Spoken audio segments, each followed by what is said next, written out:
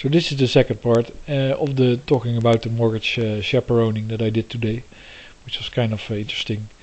We first had a couple of months ago a guy that basically he entered. He was a stand-up guy. He was replacing the old advisor that she had, and she was basically in the beginning. Her position was, well, I have somebody that does my mortgage, and he keeps it all safe in a file, and he's my representative, and I basically always go to him. It's like you have your personal doctor, you have your personal mortgage brokers, and that's of course the myth they would like you to believe in, because they get an annual rent or even a monthly rent for every product that they sell you. So it's just they're just trying to get patients, just like doctors want to have patients. So this guy was actually doing a good doctor act, looking very serious, and well, now we're going to look at your mortgage, and and the way he approached it is the more standard way, and that is you want to remortgage your house. That's the process of remortgaging your house. So you don't want to, let's say, adjust the individual components of your mortgage, but you just want to completely change your mortgage. You want to start all over again. And for that you also have to fill in forms. And with any sales strategy, there's many sales strategies. You can look somebody deeply in the eye, you can be very certain, you can talk loud, you can go into very high detail in the beginning, which is very exhausting for people, so they lose their discriminative and critical abilities. Or you can bore them to death. And this guy was trying to bore us to death with a questionnaire of about 100 questions, which he said was mandatory. And I was today talking to the other guy, and I talked to another guy about mortgages, and they didn't give us the questionnaire. So it's not mandatory. But he pretended it was. He was very serious about it. Of course, it's a big decision. And his approach was to remortgage, because with a remortgage you go to a different bank. The different bank pays a different fee. And he has a nice. I talked in the other video about the terrorist. This guy had just. He said, "I'm completely. We're not going to accept any commissions with this transaction. We're going to have a fixed fee, and a fixed fee, of course, is almost as big as the commission." And then he gave us a paper to sign, which was very tricky, because it said, if you read it, and of course I read it, it says we're not going to accept commission in the first year. So what this guy can do, he can go to the bank that he's going to serve. He's saying, okay, well, you have to put your commission to 0, so I don't get it in the first year. But these commissions run over 5 to 10 years, so in year number 2 I'll get the annual fee. So you won't pay me all at once, but annually. That was in the paper. What also was in there, it said, these advisory talks are free, but if you choose to, get a product with us, we'll calculate those hours and add them to the total at 175 euro per hour. So that's interesting. Well, anyway, his options were, he proved to be very unreliable. First of all, he said there was a deadline to make the decision, or by which he wanted to have this mortgage reorganized. If the counterparty talks about deadlines in a negotiation, you just give them the finger or something like that, stiff it, and get the fuck out of my home. That's basically what you say, because in a negotiation, deadlines. No, that's why Copenhagen negotiations don't work. Because you have a deadline. You can't have a deadline. You have to have a good deal. Then you get a deal. But this guy was like that. He said, "I'm going on holiday in December." The arrogance. And then I want to have this all done. And he was.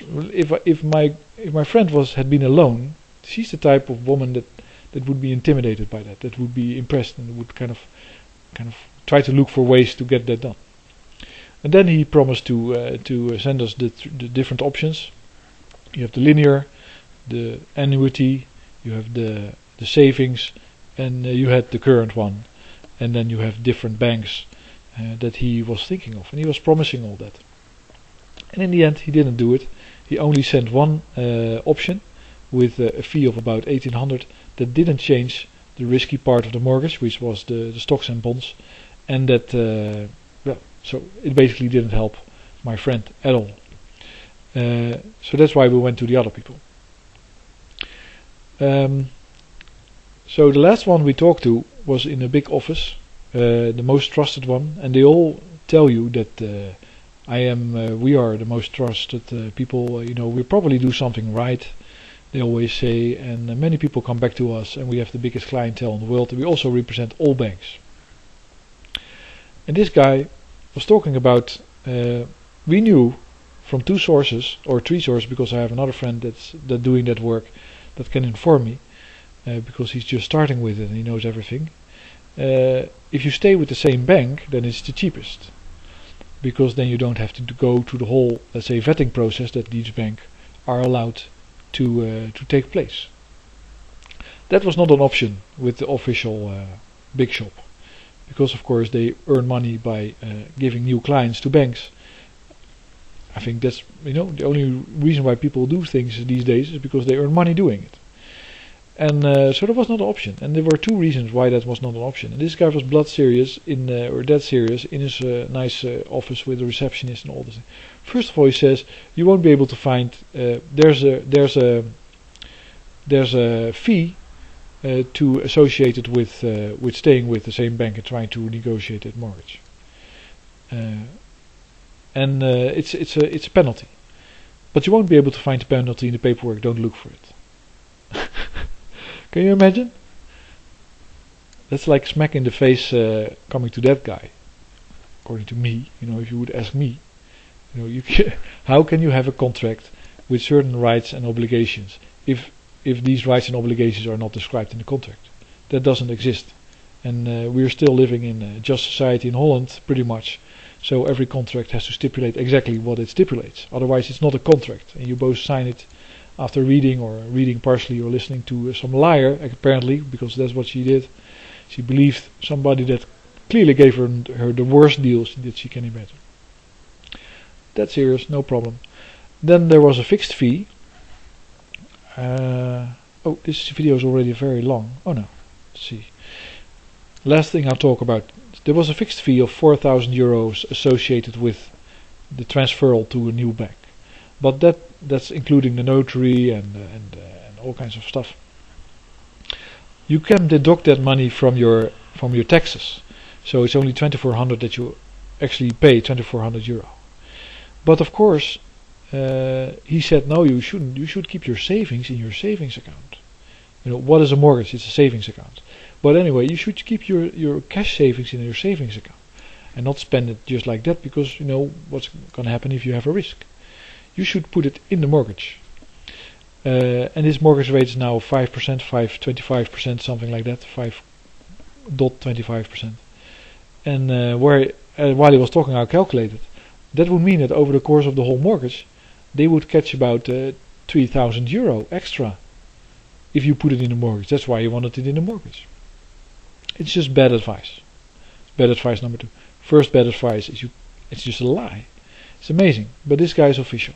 Anyway, there's much more to tell about the situation, and it's I think an ugly scene, because if you look in the street where we were, there were all types of mortgage shops along the street, and the one we talked to, the entrepreneurial guy, actually has a shop also, and some of these mortgage shops will have to go, and I don't think it's a good market anymore to be in, and I hope it ends really soon. But after she renegotiates her mortgage, and then I hope inflation will skyrocket and all wages will go up a lot, so she won't have a problem with the fact that she's been lied to, and that she's now being put through all kinds of different contortions in order to get out from under this thing.